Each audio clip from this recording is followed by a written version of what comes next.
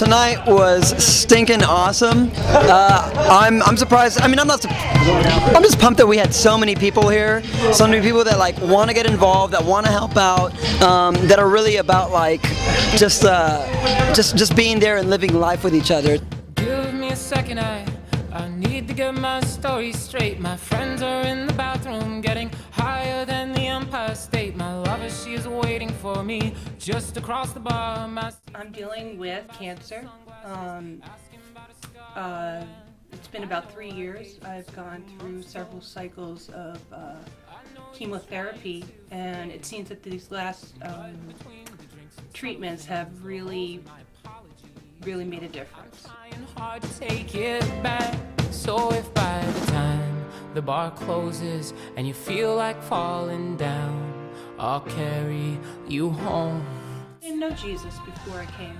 I really didn't. I knew of him, I knew stories about him, but never had the connection I had like I did when I came to Freedom, because it was told to me in a way that I could really relate, where before I felt it was an obligation to be part of a church and be part of an organization, where here I feel like family. It took the teaching of the church and getting into the scriptures to understand that that's not the way to live, and that happiness is not drawn from being selfish, it's being selfless. My boyfriend and I and 3 kids in the back, we were driving up to my mom and dad's house.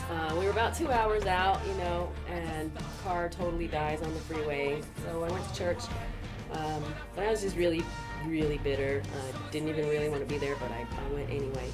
I walked in, everybody was standing, worshiping, so like right by the entrance, and I just started crying because the worship song was on, you know, and saying, "You make all things work together for my good," and I'm like, what is working together for my good right now?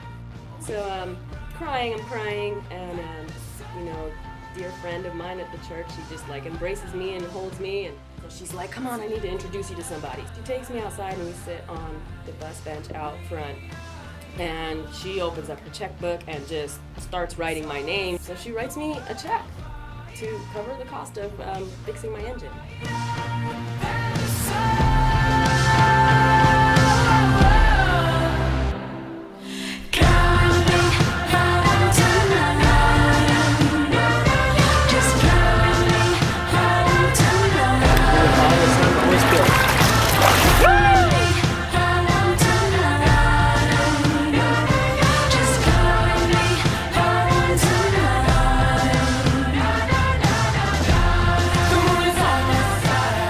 Jen's cousin Brian, he's a 19-year-old boy.